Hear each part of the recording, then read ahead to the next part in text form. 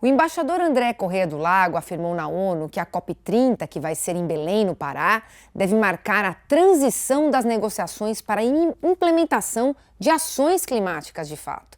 Segundo ele, o Brasil espera avanços na governança global, na conexão entre decisões políticas e a realidade e na aceleração do Acordo de Paris. O embaixador, que também é presidente da COP no Brasil, destacou a importância da Amazônia no debate e o compromisso com o multilateralismo e a ciência. A COP 16.2, realizada recentemente em Roma, na Itália, destacou a urgência de mobilizar recursos financeiros para a conservação da biodiversidade, com um compromisso histórico de arrecadar pelo menos 200 bilhões de dólares por ano até 2030. Assunto que eu vou conversar, sabe com quem? Com o Rodrigo Lima, que é sócio-diretor da Agroícone, especialista em conferências também sobre clima e biodiversidade, que participou inclusive dessas discussões em Roma. Quero te dar as boas-vindas, viu, Rodrigo? E obrigada aqui por aceitar a nossa solicitação de entrevista. Por favor, Priscila, a gente que agradece. Rodrigo, O primeiro, diga. não, é justamente isso que eu ia começar perguntando, que eu já estava te perguntando já no intervalo. Explica pra gente, né, que está assistindo, o que é essa COP 16.2, para ficar mais clara, e a importância do evento para a agenda ambiental mundial. O que ela significa, como que ela se inclui dentro da COP 30 que vai acontecer aqui no Brasil? Tá, acho que é super importante até para ficar claro para as pessoas, né? COP30, 16, 16.2, fica uma confusão.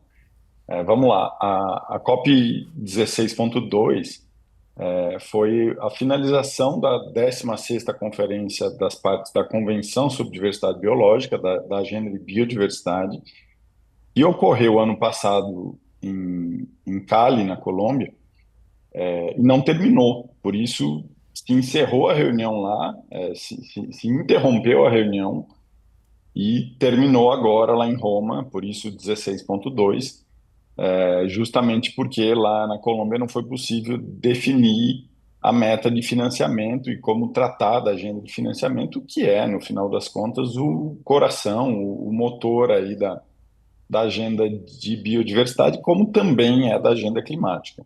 Então, por isso, o COP 16.2 fica uma coisa estranha, tá? Foi bem peculiar, porque se interrompeu, se suspendeu a reunião, o final da conferência lá na Colômbia, e ficou para o começo desse ano e foi lá na sede da FAO em Roma.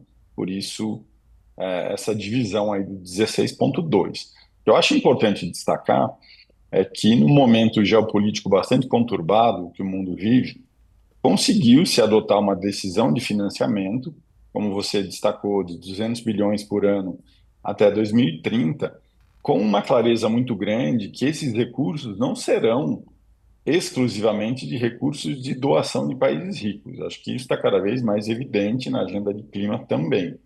E aí vem o papel dos bancos multilaterais de desenvolvimento, de políticas públicas, de financiamento privado para fomentar a conservação da biodiversidade, o uso sustentável da biodiversidade. Então, acho que isso é um aspecto muito importante. Vale destacar que os Estados Unidos não são parte da CDB, portanto, eles nem votam, não teria como eles obstarem nada lá na CDB.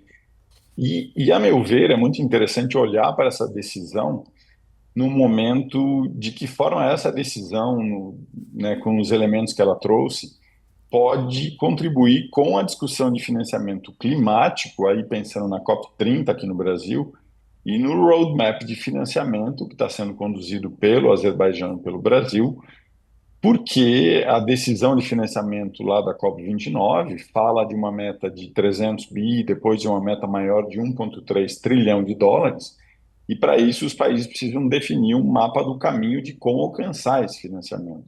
E a grande questão é, bom, se parte dos recursos vai vir de banco multilateral, parte dos recursos vai vir de bancos privados, de investidores que querem financiar a transição energética, por exemplo, como trabalhar para fazer esse financiamento chegar de forma mais atraente, facilitada e amigável a todo mundo que tem interesse em tomar o financiamento. Isso é muito diferente de receber um recurso não reembolsável de doação que era a tônica da discussão de financiamento. Só que hoje está claro que o grosso, o maior volume de recursos que vai ter na mesa é de financiamento.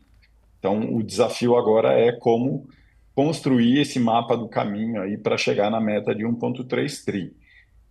Como você trouxe no começo, né, da fala do embaixador André Corrêa do Lago, que é presidente da COP30, a COP do Brasil ser uma COP de implementação significa estamos comemorando 10 anos do Acordo de Paris e precisamos passar a implementar as ações que os países propõem, por exemplo, de transição energética, de agropecuária de baixo carbono, de conservação de floresta, e para isso precisa de dinheiro.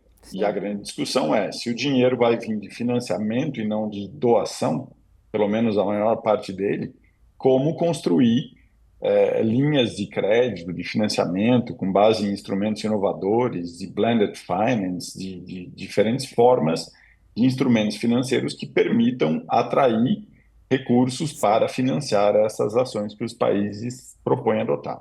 É preciso conseguir, né, validar, principalmente, né, os compromissos firmados, né? Acho que é bem sobre isso. Agora eu queria falar contigo que se você acha que como que esse acordo, né, de financiamento, ele vai poder influenciar as políticas de conservação nos países em desenvolvimento como o Brasil, por exemplo? O que vai influenciar para a gente diretamente?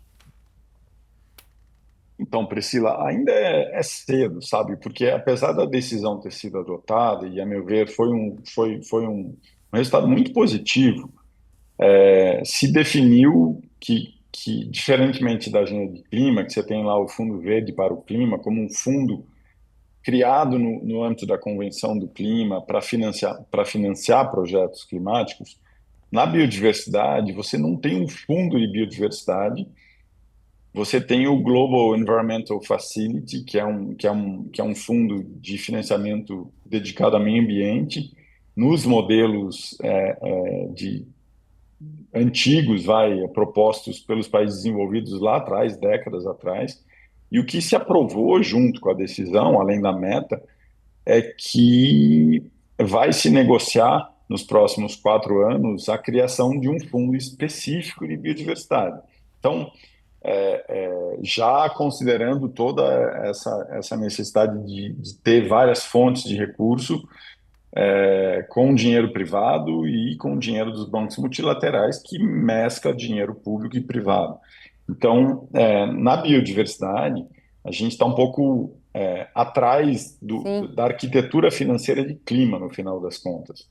É desafiador, né, especialmente nesse momento que o mundo vive aí de sim. guerra e indefinições sobre recursos para meio ambiente. Agora, o que eu acho que é importante dizer é que, pelo menos na minha percepção, Correto. o financiamento para ações ambientais vai continuar porque são agendas de negócio. Vai fazer transição energética, você vai produzir uma nova fonte de energia renovável, você vai ganhar dinheiro produzindo uma nova fonte de energia. Sim. E você vai ter bancos financiando e eles vão ganhar dinheiro emprestando dinheiro. Então é uma agenda puramente econômica no final das Tá contas. certo. Quero agradecer muito, viu, pela sua participação aqui para falar desse assunto tão importante. A gente que vai ser aí, então, os anfitriões desse grande palco de discussão, com grandes expectativas, né, que a gente tem que colocar em prática. Obrigada e até uma próxima.